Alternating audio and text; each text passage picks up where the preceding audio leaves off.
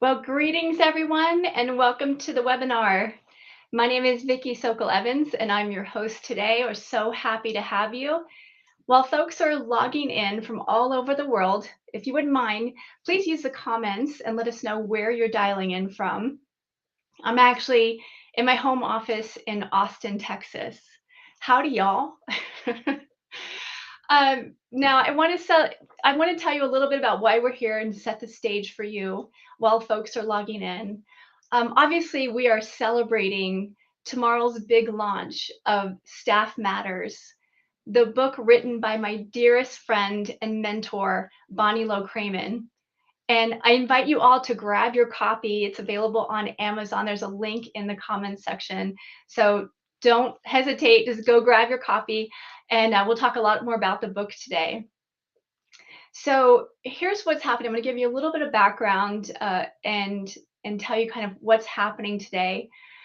For 15 years, I have had a front row seat and I've witnessed one of Bonnie's many gifts, and that is her insatiable curiosity about you, the assistant, the leader, the HR professional, and the recruiter who brings us all together.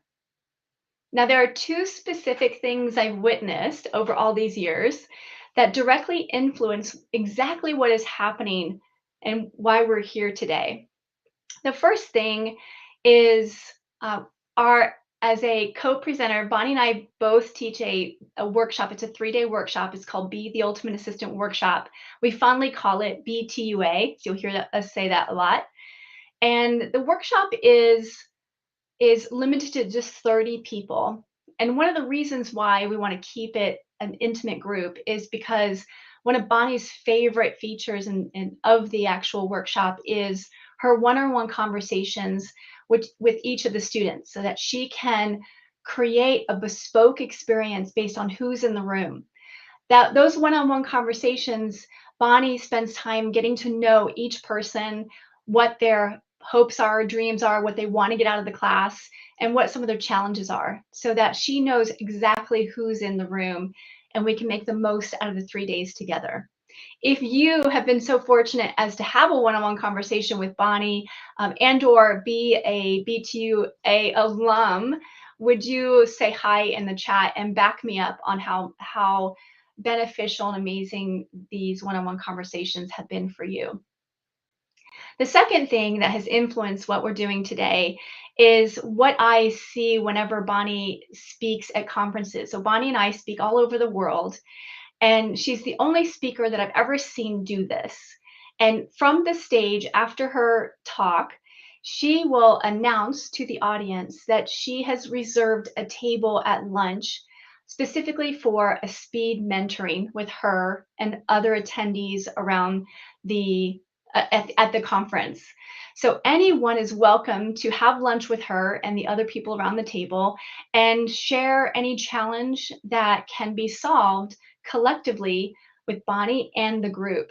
It is phenomenal to watch. We have pictures of not just one table, but 2 tables or 3 tables kind of brought together so that they can accommodate how many people are interested in having these one-on-one coaching, mentoring sessions with Bonnie.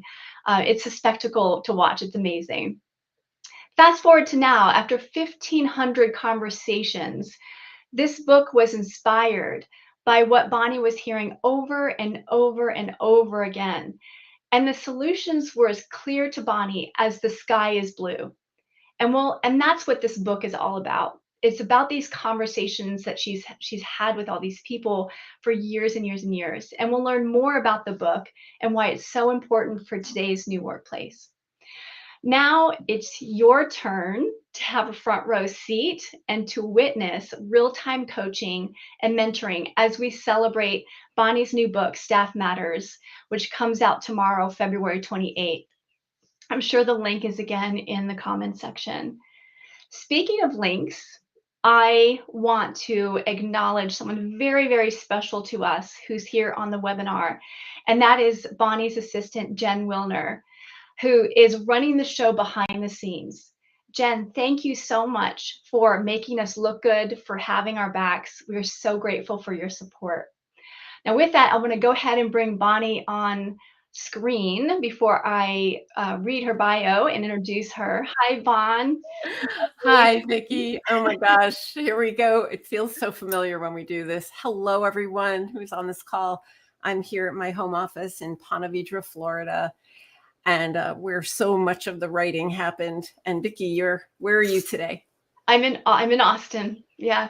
Yeah, which Mhm. we've done so many times. Yeah. Thank you for doing this. I'm just beyond over the moon about what we're going to be doing today. I'm so honored. Thank you so much for asking me to host you. I want to go ahead and get started. Can I go ahead and tell Yeah. folks who may not be familiar with your background, but I doubt it, but most people know who you are. But I do want to read from your intro because I don't want to leave anything out. It is now my distinct pleasure to introduce my friend, my mentor, my business partner, and the author of Staff Matters, Bonnie Low-Kramen. She is our advocate and a fearless voice for building a better workplace. Bonnie and I have known each other for 15 years, since 2007, and we've been teaching together the Be the Ultimate Assistant workshops since 2011. We both thank the universe for bringing us together. For 25 years, Bonnie worked as the personal assistant to Oscar winner Olympia Dukakis. I can't think of a better mentor to Bonnie, and therefore a better mentor to me and all of us than Olympia Dukakis. From there, Bonnie became a sought after author of her first book, which is called Be the Ultimate Assistant. She has a TEDx talk, and she's a writer for Harvard Business Review. She is known for her work to end workplace bullying and closing the wage gap. Her new book, Staff Matters: People-Focused Solutions for the Ultimate New Workplace, is a revolutionary and thoughtful approach to bridging the gaps between all staff in the post-pandemic world. You don't have to wait much longer. The book comes out tomorrow, as we've already mentioned, and it's going to be a must-read for everyone on staff. It is my honor and privilege to welcome to the virtual stage again, Bonnie Low-Kramen. Oh, thank you, Vickie, for that intro. This book has just been a labor of love for the last 7 years, and it is so clear to me that there's not enough collaboration and talking among the staff. Again and again, no matter where we've traveled, what I've heard is that assistants wish their leaders knew things. They wish that HR had certain information.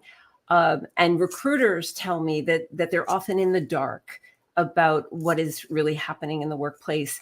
And so, it was important that in this post-pandemic world, we pull the curtain back on what is really going on, because I don't think anyone would argue that this remote and virtual and hybrid workplace is causing more fragmentation and fracturing of the workplace. And it really takes a special intentionality to bring us together.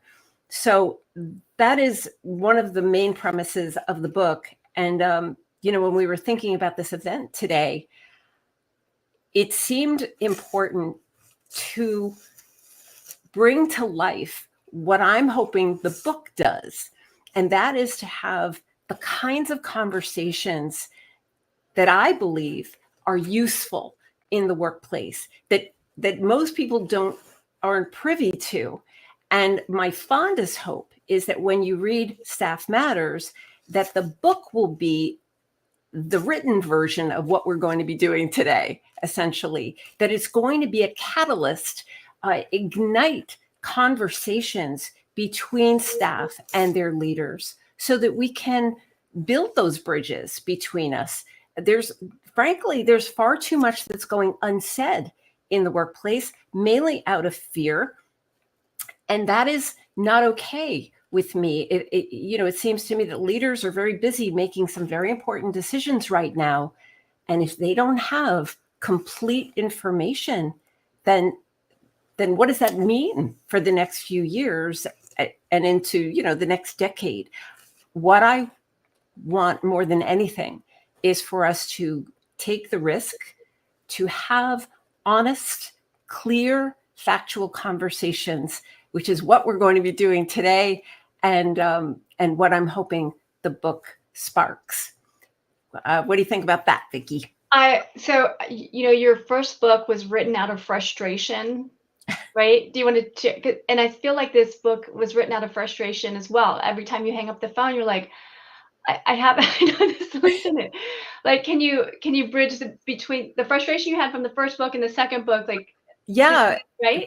Yes, that's absolutely true.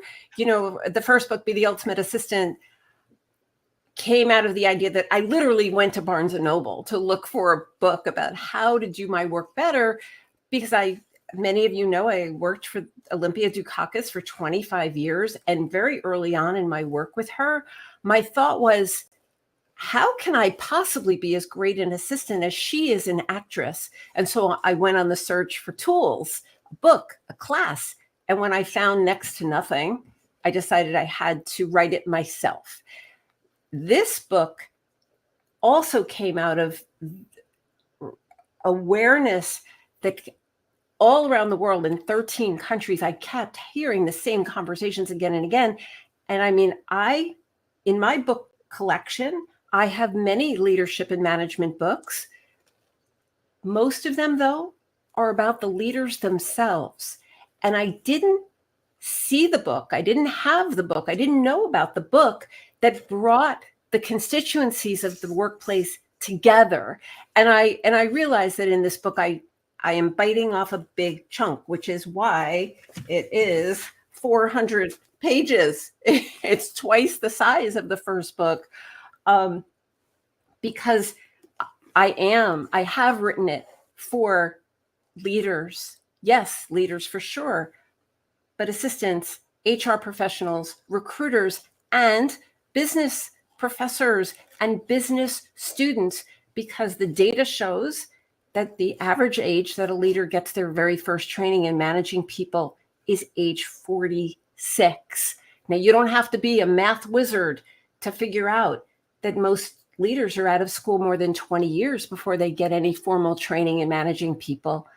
And that was definitely an aha moment, which led to thinking, well, I need to put this down. I need to share what I'm hearing. And so in the book, I'm using, just as I did in the first book, real life stories, case studies, straight from you, straight from many of the people who were on this call. Vickie Evans, you're in this book, and so many of the people on this call who I'm so grateful you're here. So I think unless there's something else to do, we ought to get to our guests. I do want to mention one thing. So yes, you have had 1,500 conversations, but I don't want anyone to think like their conversation is in the book, because Bonnie, you have gone to great lengths to get approval for conversations and stories. So every single story shared has been validated and approved by the people who have shared those stories, and or they've been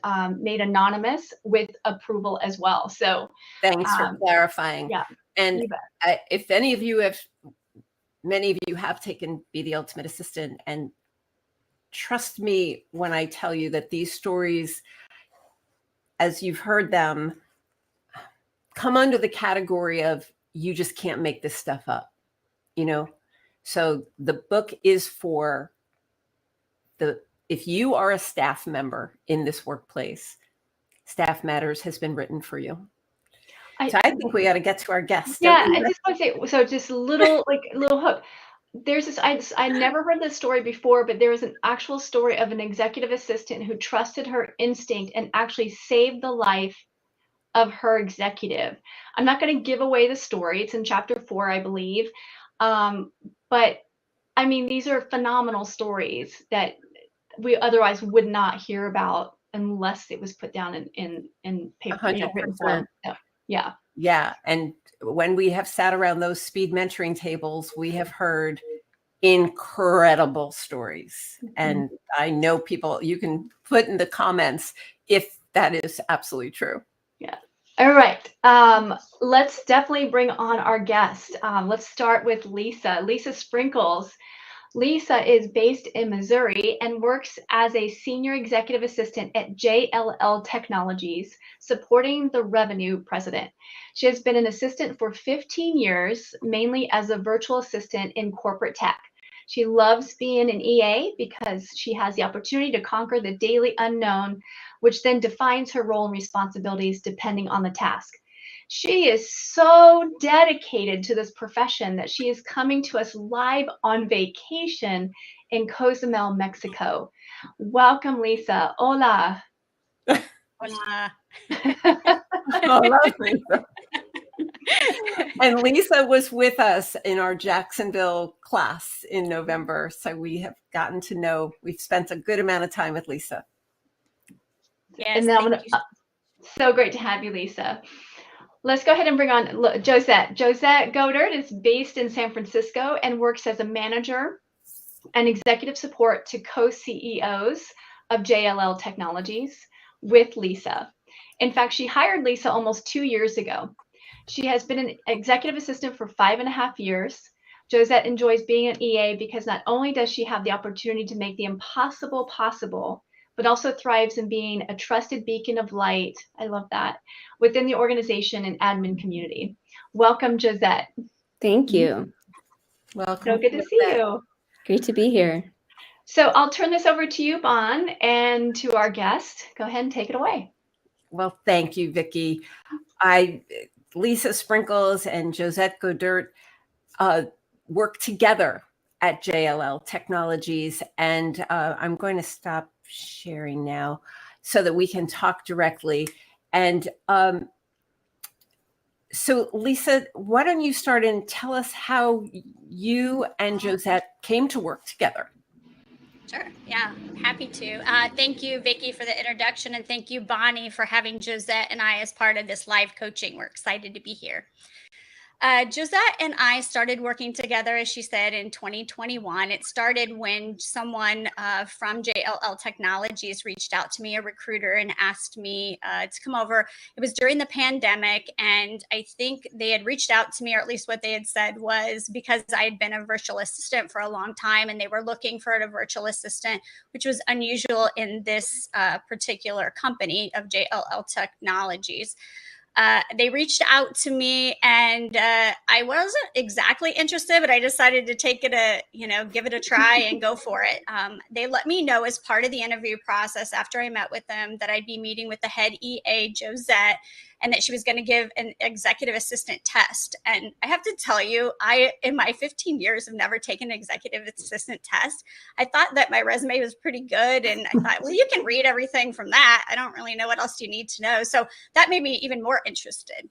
So fast forward, we get to the interview, and Josette sends this test 30 minutes before. And so it's like a crash test. You're like, oh, you're freaking out. You're like, what am I going to do? And even though I'm experienced, I was trying to get my thoughts together. A-type personalities kind of kicking in a little bit, but I muddled through, got through the test, got to the interview. And as Josette started going through the questions and we talked and she got into it. I was getting excited. Josette was talking about the company itself and their values.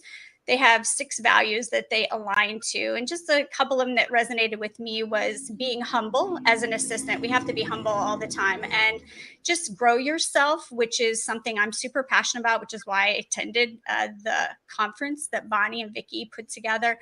But as we're talking through, Josette had such a big vision in the EA community and how they work together and how these actual values in the company, how they all came together. We kept talking so much that by the time that we got done, we were way over, and I hung up the phone and I told my husband, I said, I hope that I like these executives and I get this job so I can work with Josette. And my husband said, what? I was like, yes, exactly. That's my point. It was just fantastic. So that's how we kind of started, and fast forward, here we are 2 years later. Wow. So Josette, why don't you tell us about this test of yours? I'm sure a lot of people on the call are interested in what did you do? Yes. So as Lisa mentioned, I always provide this EA test 30 minutes prior to a 1-hour interview with myself. And the reason why I give it 30 minutes is because I want to get an understanding of how an EA handles stress, How do they handle a lot of information being thrown at them? And how can they extract the most important stuff in the test? And can they manage their time? Can they do all of this and show up to speak to me for 1 hour on time? So this is a 2-scenario test. The first one is a very basic panel interview, which for those of us who do this day in and day out, you can probably do it in your sleep. Whereas the second scenario is a high stakes international travel scenario with multiple and conflicting priorities. And you just actually have to go through everything top down and come out to make sure that your executive is where they're supposed to be.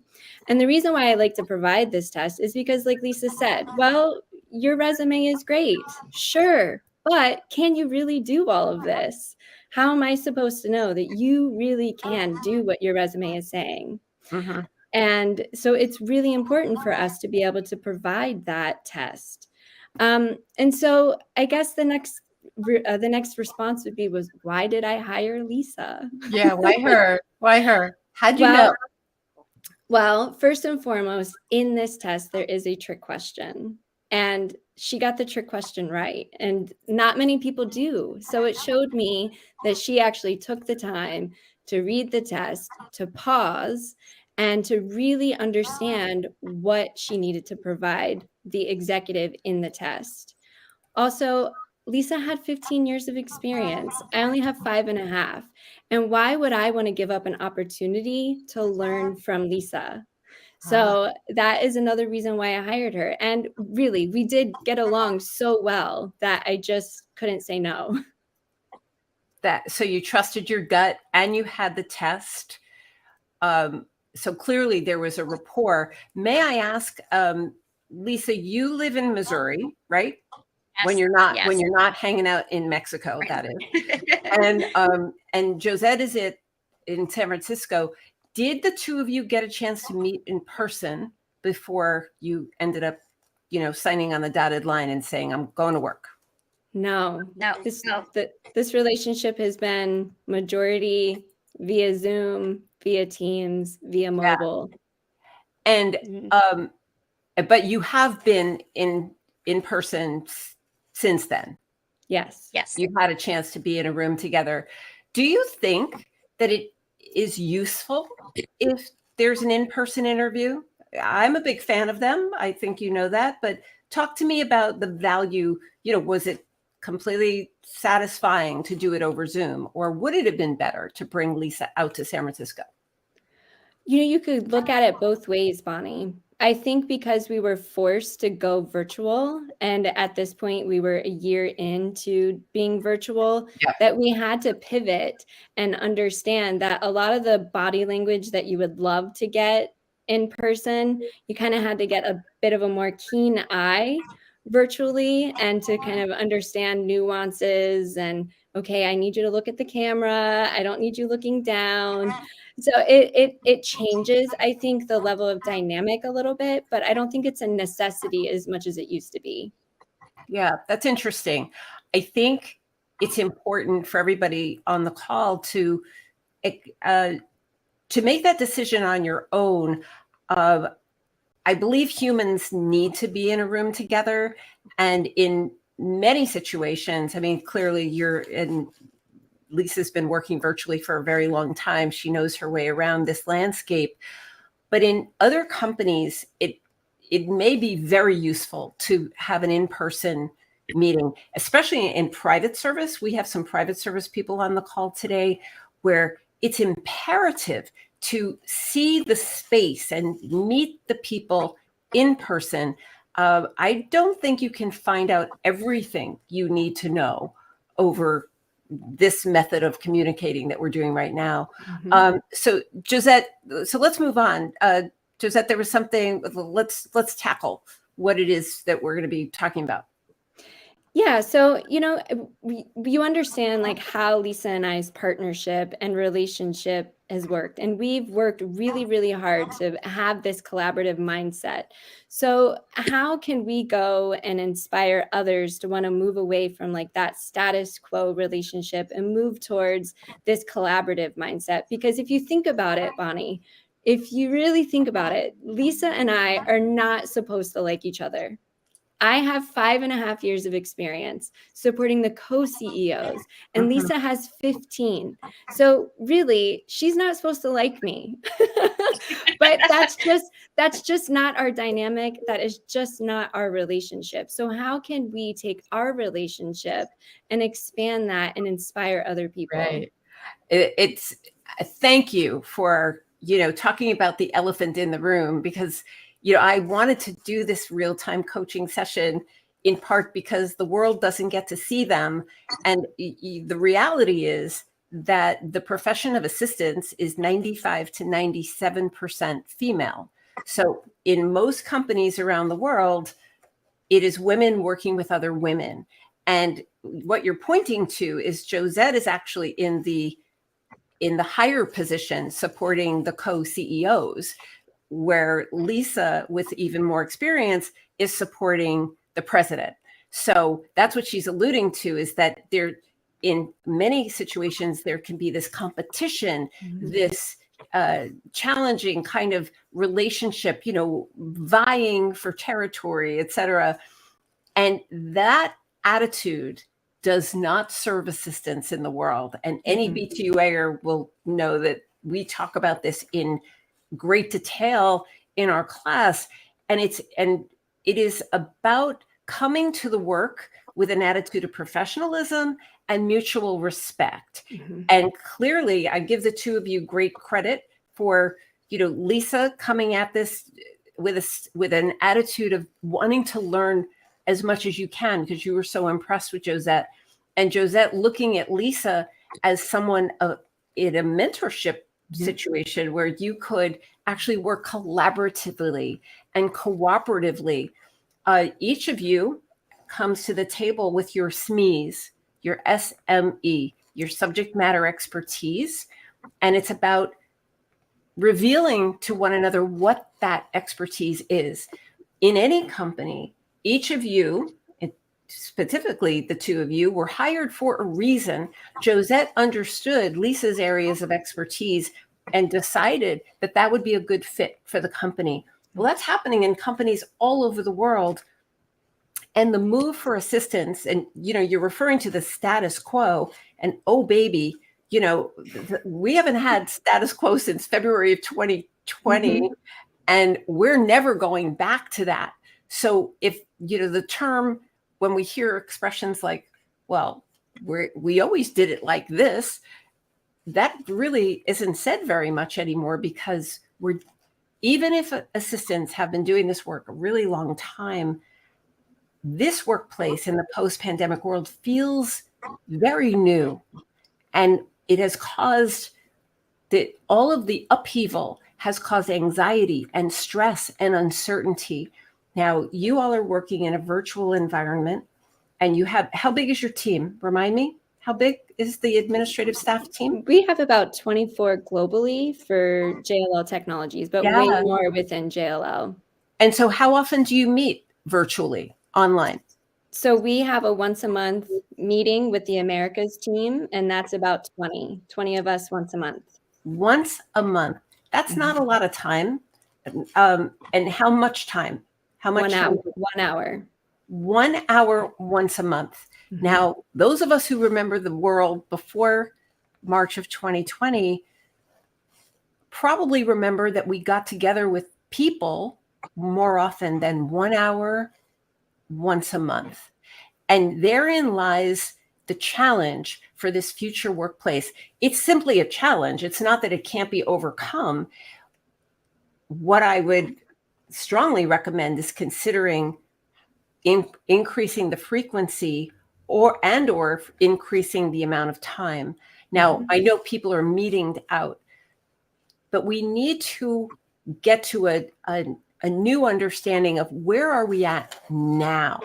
What Vickie and I observe all over the world is that the world is running so fast, far faster than the human being has the ability to keep up with it. So, HR is drowning and recruiters are scrambling. I mean, we've had the Great Resignation. So you ask, how do you connect with the team and instill a sense of collaboration and cooperation. And that means understanding your staff's, your colleagues' subject matter expertise, understanding who they are and what they want. And what I'm suggesting requires time. It requires one-on-one conversations with people, virtual cups of coffee, where you're understanding what their work life is like. It's not that we need to be friends with our fellow staff. It's useful if we like our colleagues, but really it is about how are we going to get this work done and do it in a way where people feel respected and valued, and they're paid properly, and they're offered professional development. So I would urge you to consider, a monthly lunch and learn where perhaps people on your team will teach the others, because there's no assistant I've ever met who, if you ask them, who knows it all, who has everything down, No. and no one would raise their hand. So, Josette, you're better because of Lisa, and Lisa, you're better because of Josette. And the power for assistance into this future is to do this. Now, I've written lots of articles about how women are socialized. If we're a profession that's mostly women, then we need to take a look at how women are socialized, which causes the dynamic you were talking about, Josette, where we're not supposed to like each other. Right. And those are behaviors that, we all remember from high school and junior high school. Those don't serve us. Lisa, Josette, may I know what you're thinking right now? What are you thinking? You're hitting the nail on the head. I mean, I think, even if we only have 1 hour a month, traditionally, if we were in the office, we would have just swiveled our chair around and been like, hey, how was your weekend? Now I have to go, I need to find 30 minutes on your calendar for me to say, hey, how is your life going? And so I love the idea that you're saying, hey, let's have someone on the team. They know Outlook, they know Zoom, they have something else that they can provide us as a lunch and learn. I think that's a great idea. Yeah. And, at BTUA, we talk about the user manual, which is not my idea. It's an idea that's been used, and, you can Google it. The idea that in a virtual world, and I know, Vickie, I have a feeling I'm reading your mind now, Vickie, about the profile on Microsoft Office. Yeah. You want to talk about that a little bit, Vic? Yes. I have a lot to say about this. I love this because we want to give people the opportunity to do what makes their heart sing. And if people are just going to work and not participating, maybe they don't feel acknowledged or seen.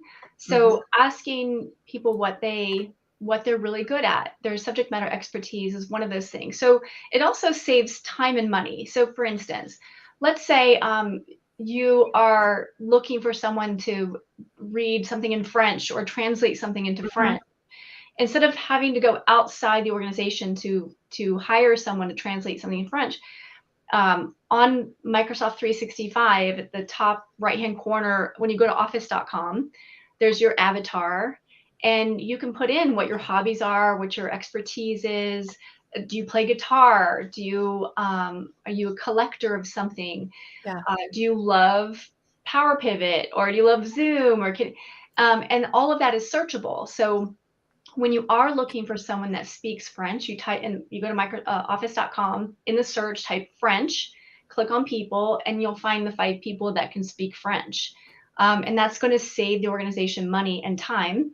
I know not everyone loves doing T&E reports, but there are actually some people who love it. Okay, Lisa. Yeah, okay.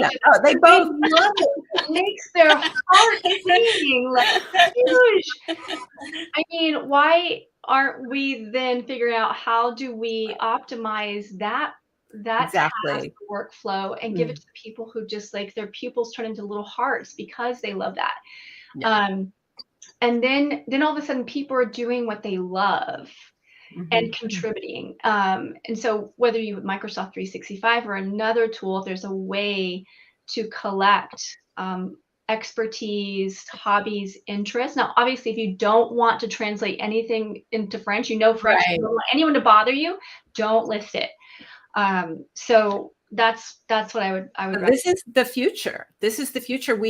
If we're not going to be in a room together, we have to figure out who the people are who were hired, who are on the payroll, and who have skills. It used to be in the old days where you happen to know who's the person who knows how to do mail merge, but that's not working anymore. So I hope that helps. And if you're cool with it, why don't we move on to the next thing?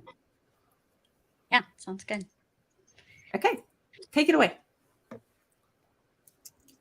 So Go ahead, Lise. Oh, no. Well, I wanted to talk a little bit about the virtual world. I want to talk a little bit about, in your book, you talk about the pandemic and the impact it has. And for me, because I was in the virtual world for so long, it had an impact personally because of having friends and family affected by COVID and things that were going on. Sure. But in the work force, I wasn't affected directly, in the sense of I was still doing it the same way. And can you talk a little bit about, but for those that were impacted, where are we at now? How do we look at things as we're turning into this hybrid world that we're in? It's kind of, some people got this taste, so to speak, of working from home. A lot of them want to keep working from home. Some want to go in. Some, we have it's all over the place. And even at our company, it's very regional, right? We have some offices that are all in, and then some are hybrid. Some are completely remote now in our company. Where does that land us right now? What's next, Bonnie? Can you share with us? Yeah, Lisa, that's a legit problem that is being faced by companies everywhere on the planet. No, in March of 2020, most people thought, oh, we'll be out of the office 2 weeks, maybe 2 months. Nobody thought 2 years or more.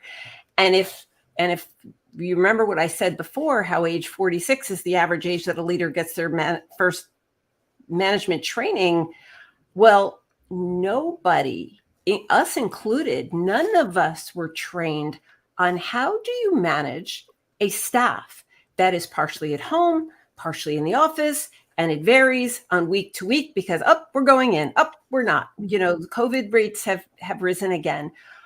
There needs to be a lot better ways of communicating what the status is. The companies that were very successful during the pandemic were the ones whose leaders held weekly town halls to communicate with the staff about the status, about what's going on. No, you don't have to worry about losing your jobs. No, you're not going to lose your health insurance.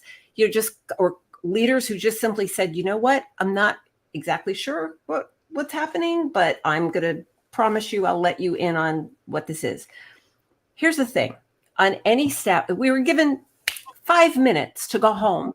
Now, a lot of introverts tell me that the working from home system was like a gift from the gods that they've been waiting their whole life to be able to work from home. And assistants actually welcomed, the 2-3 combination. Assistants knew, I think, far before that it would be a desirable thing to do, this hybrid situation.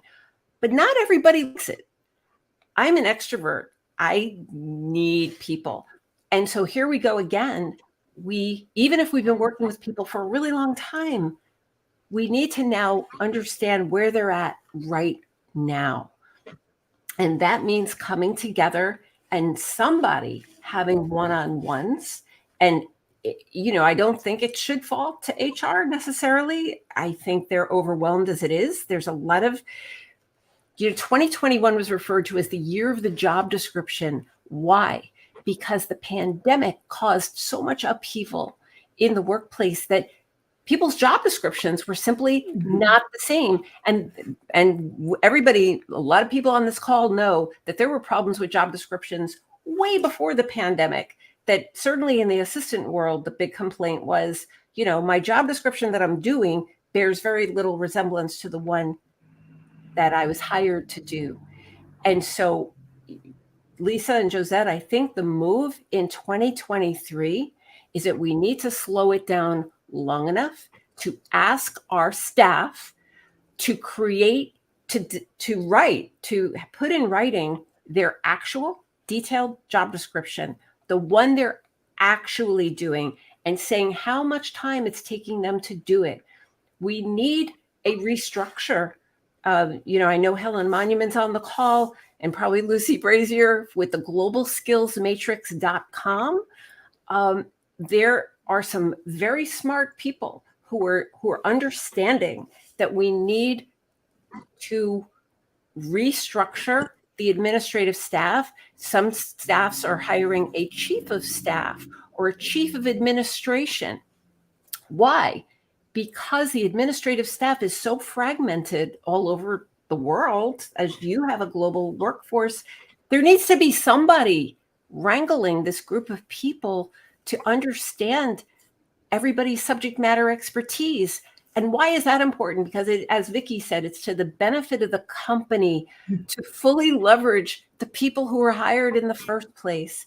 So we are at a moment right now in 2023, which is requiring a fresh look at how we're doing business and how people are working in this virtual remote world. And we cannot allow a them versus us situation, because one very major thing, there's a trend happening. There's a trend called proximity bias. And proximity bias refers to the fact that the people who are going into the office have an advantage over the ones who aren't. And that's why, because they have proximity to decisions being made in real time. And like, hey, I need somebody for my project. Hey, you're right here. You want to do it? That kind of thing. Proximity bias is a very real issue. And this is also a very important point to make, is that invisibility is a risk factor in the workplace. If you're working from home, awesome, and you love it, it's very important that you stay visible, literally on camera, and that you be heard. Because if you're choosing to not be on camera and not be heard, it's very hard to advocate for your value, your true value. And that's been hard enough for women anyway.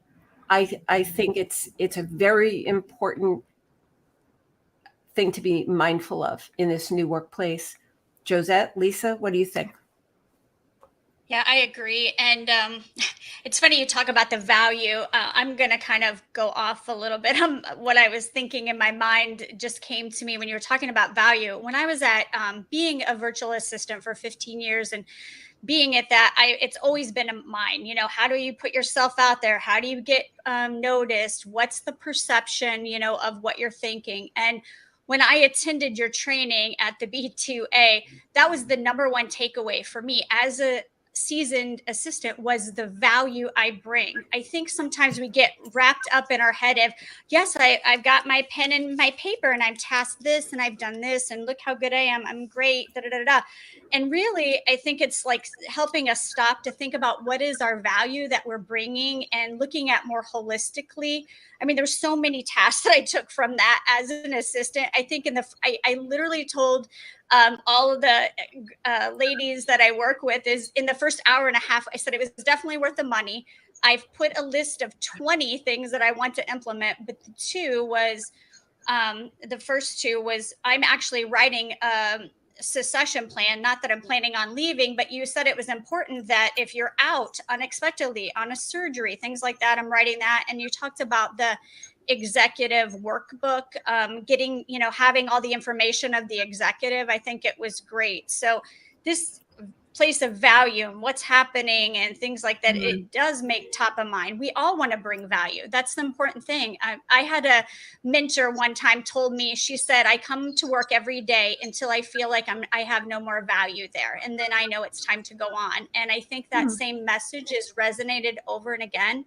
So thank you for that, Bonnie. I appreciate it. You're welcome. And Vickie as well. Sorry, Bonnie, before you respond to that, there's actually a question in the comments that I'd like to share with you. And then, so I wish So the comment is, I wish I worked for a company that put more value on executive assistants. Our current executive management believes we're only good for calendaring, booking travel, and expense reports. Also, I've aged out of looking for other opportunities, so it makes a great assistant like me put into a rut. What would your advice be if that's the situation? Like, obviously, Lisa senses her value, and this person also senses their value, but the executive management or the team doesn't see the value. And I know this is part of your book. Do you want to address that? Yeah, 100%. So there is the thing that is your job description and the tasks that are on a page.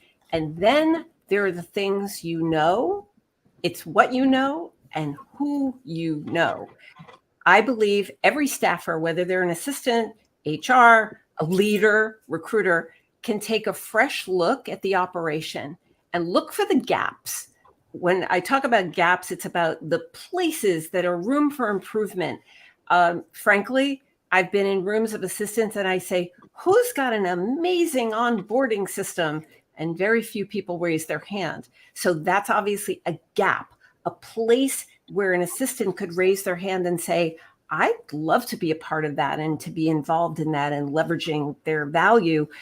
You know, here's the thing, leaders don't know what they don't know. And if they haven't been trained on how to manage assistants or even manage anybody, then how would they know? So I'm an advocate of putting in writing the things that you're not only good at, but the things that would really serve a need in your company. Sometimes that means getting involved in the hiring process, you know, sitting in on interviews. Some people love doing that stuff. I mean, my gosh, we've had so many crises and disasters in the last few years. How about, you know, developing an even more robust disaster plan as a way of showing your value? You know, the last time I checked, we only get 24 hours in a day. Doesn't matter who you are. That's all we get. So it becomes a matter of how we're using that time. And leaders, if they're very busy doing administrative stuff, like doing their own calendaring and their own correspondence, then there's other work that they're not getting done that they were hired to do. Assistants need to do the work that you are uniquely qualified to do, and you do it really well, in addition to evolving the job description. There's a lot of conversation these days about ChatGPT and AI, and no, it is not replacing assistants of the world. It is simply another tool, so that when executives say, hey, let's get involved with ChatGPT, let's see what it can do, you're going to be ready for that because you're keeping your eyes open about what's happening, what's next. I'm very curious to know, Josette, I'm just putting you on the spot, Josette. What is your reaction to this? Well, I mean, I think the one thing that when I was building the EA team was ensuring that they felt safe, that they felt heard, that they had a solid building block relationship with the executives that they were going to support so that they could have these conversations, so that they could see the value and that it, you know, like the question the person had asked, so that it's not just them being, oh, I'm just plugging and playing for your calendar, that I'm being a strategic partner with you. And so that was really, really important. And Lisa can attest to this, it was a bit of my soapbox. And I always politely, very politely and respectfully let the executive team know is that without us, you can't do your job as efficiently and effectively that you need to do. So let us support you the best way that we can, because it is a mutual relationship and it's important that we have that. And so, Josette, what I'm hearing is that you experienced some pushback to having some, but you know, pushback is healthy. It means someone's listening. That's really valuable for everybody on this call to hear. Some pushback is healthy. I'm a big fan of many of you know, I love the words of Ruth Bader Ginsburg, and she was famous, Supreme Court Justice, and she was famous for saying, fight for the things you believe in, yes, but do it in a way that leads others to join you. And that's what you obviously did. So Vickie, shall we move on? Yes. So I'd love to do a lightning round. Josette and Lisa, whoever wants to go first, what was your biggest takeaway from the book? Yeah, so I think. go ahead, Lisa. Oh, go ahead. We're like, Okay. having it a bit. So going back to sort of what I was saying, in your book in chapter 10, it's about, is it safe? And in building the team, I had mentioned, about implementing that safety first. And it made me chuckle in the book when Olympia had said to you, when is the tall one going to talk?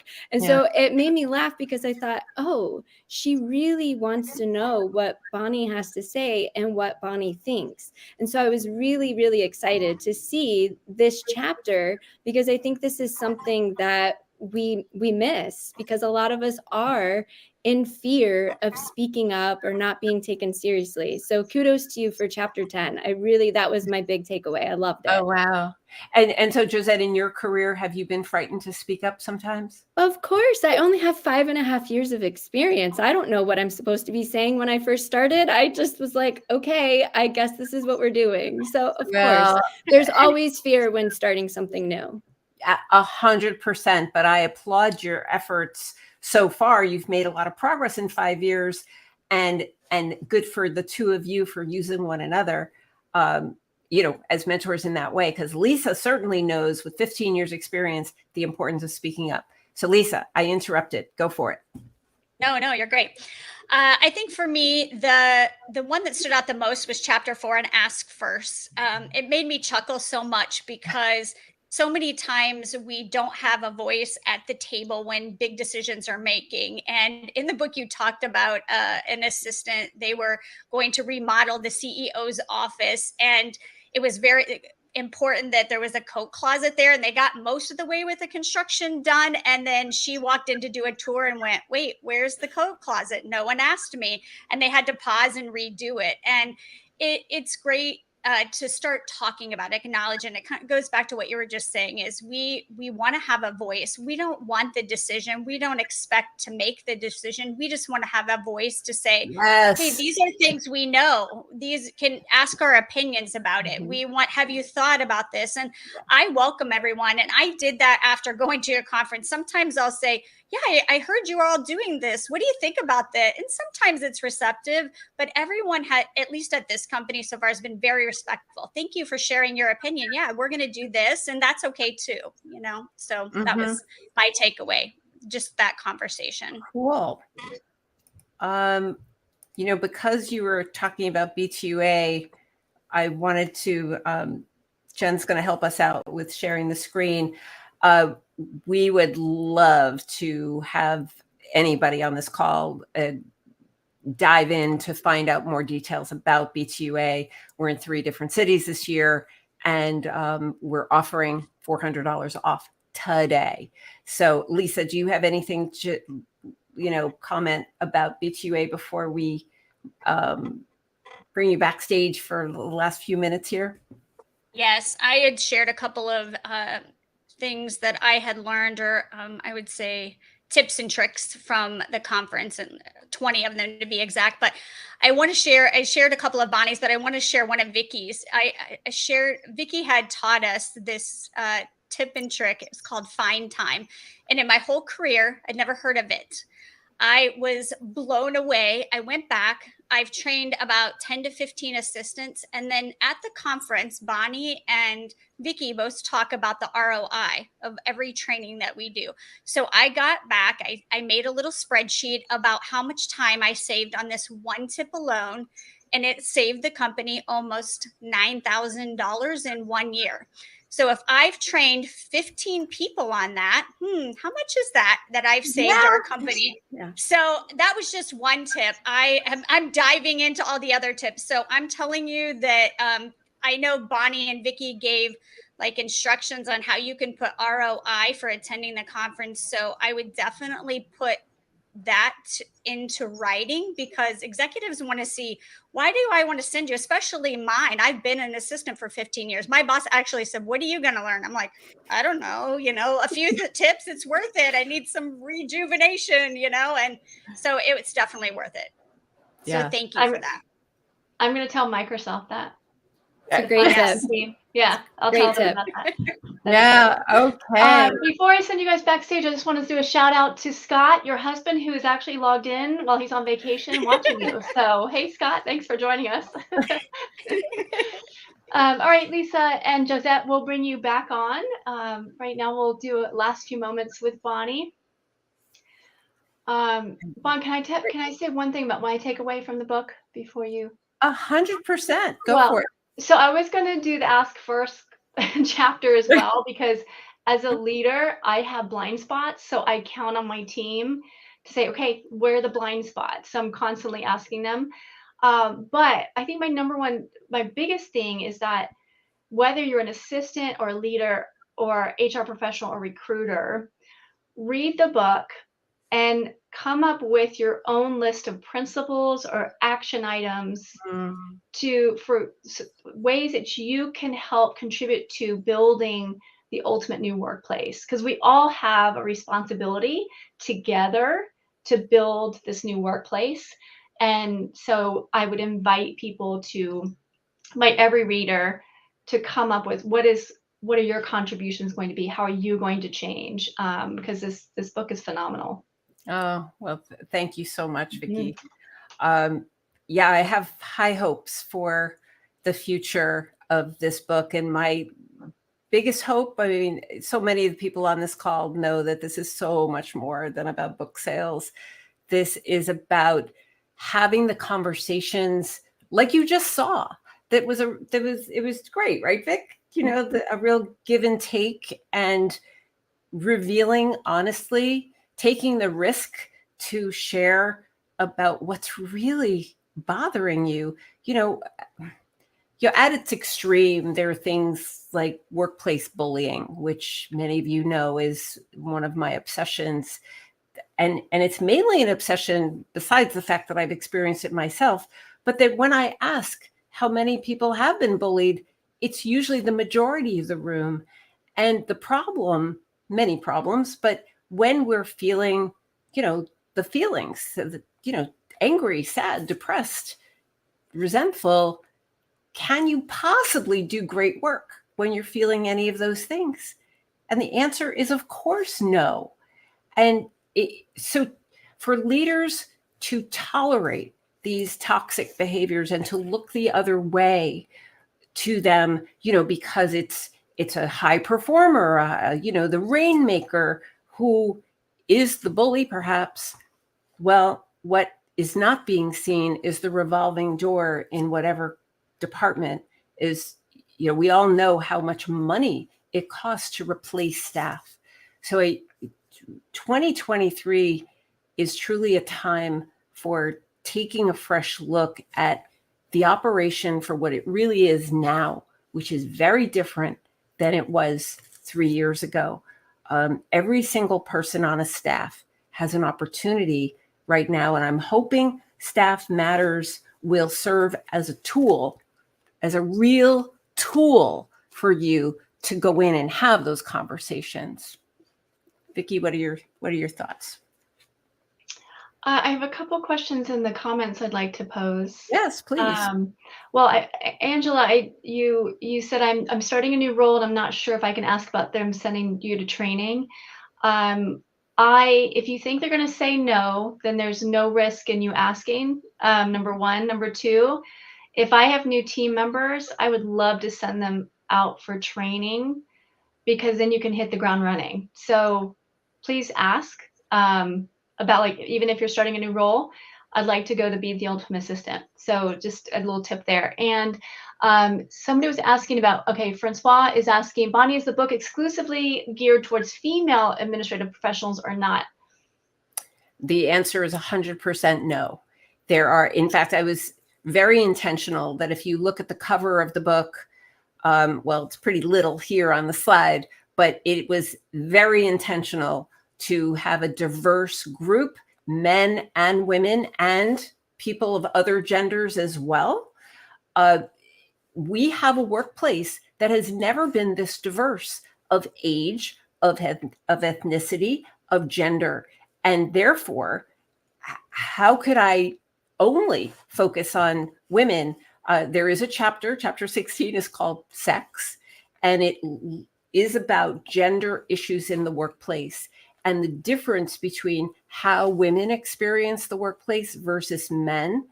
So it is, thank you for that question. And thanks for raising it, Vickie. It is most definitely not only for women. It is very important that we look honestly at who are the people of our staff in the workplace, and know that when we embrace the diversity of them, that that results in, you know, higher creativity and productivity, and the benefits are just so much greater. And so the title of the book is about building an ultimate assistant, and that's the way we're going to do it. Is we need to look straight to the staff themselves. And that's do you want to talk a little bit more about Staff Matters, how you came up with the title? I know it's a double meaning. Yeah. Staff matters, you matter, the people matter, and then of course the issues that the staff are dealing with. And every chapter is about the burning issues that I have been hearing about again and again and again, and the stories that I've heard, which are both from men and women, male leaders, female leaders, etc. So I've taken on this challenge to try my best to represent the people who populate our workplace with it. You know, chapter 1 is literally called empathy. And that's what I was about to say. It's about being able to imagine walking in somebody else's shoes by hearing their story that just rings with absolute truth. And therefore, you know, the book is very heavy on data as well. But, you know, I ask questions like, how would you feel about your daughter working for you? How do you feel about that? Or how would you feel about your son working at this company? It's personal in the end, as long as I know we've got this proliferation of technology. But as long as the workplace is run by human beings, we have to care about the people. We have to. I agree. So this would be a good time to bring back our guests, Lisa Sprinkles and Josette Godard. And there are our LinkedIn profiles. If you would like to connect with us on LinkedIn, we invite you to. And ladies, thank you so much for being here. We really appreciate it. Yes, Lisa and Josette. Thank you very much. Thank you. Thank you for sharing your thoughts and being brave to share what's going on, not only for you, but I believe representative of what's happening in the workplace. And I want to do this again. I think a version of this is something that can happen in every company, is to talk about, you know, what are you bumping into? What are you worried about? What are you excited about? You know? So Vickie, thank you for being a genius moderator, as you always are. And My honor, Bon. Thank you. well, thank Congratulations too. Well, thank you so much. I want to thank Robert Sanders behind the scenes and Jen Wilner behind the scenes. So many people have pre-ordered the book, and there seems to be a lot of excitement. And, you know, on the slide represents the diversity of who we're talking about here. We all can play a part in making things better for not only for ourselves, but for our children. And I think we all want that. We can do better. Is it going to be 100% better? I don't think so. But we're in a new time. We truly are in a new time. And we must pay attention to what's gone on, and to know that many people have paid a price. People have experienced loss, and they're different now. And, you know, chapter reminded me of chapter 6, which is called Secrets, that there are things that our colleagues are walking around with that are hard. And so we need to show grace and be patient and know that this is a new time ripe for new solutions. So with that, we're beyond time. I hope you have taken at least one idea that you can use today. If these ideas resonate, I invite you to connect with me, easy person to find. Certainly, I urge you to take a look at Staff Matters. And if it does resonate, consider getting it for your team, because we do need a way to talk with one another. Vickie, do you have any last thoughts, ma'am? I think everyone should have a copy of the book, and everyone in the organizations and business schools, everyone needs a copy. And again, like, create an action plan. We all can contribute to the ultimate workplace. Yeah. Bonnie, I'm so proud of you. You did it. 7 years in the making, my friend. Congratulations. Well, thank you all so much for being here. We're in this thing together. There's nobody who can solve it alone. So let us do this thing together and have a great time doing it. I think that's possible if you're inspired by Lisa to come to be the ultimate assistant. Vickie and I we've got, I think, 10 seats left for New York on April 8, 19, 20, and 21. We'd love to have you there. You can't imagine who's going to be showing up. Oh my gosh, so many guest speakers, Vickie, I haven't even told you. So I think with that, we are done for today. Thank you, thank you, thank you to everyone who joined today. We are recording it, and so we will be putting out the replay. So for those who didn't catch us live, if you believe that the information would be of value to your teams, I urge you to share the information. So again, Lisa, Josette, mwah. Thank you. Thank you both. Thank you. And thank you, Vickie. Thank You're you, awesome. Bon. All Bye, right. Thank everyone. you, everyone. Thanks for joining us. You may now disconnect from the call.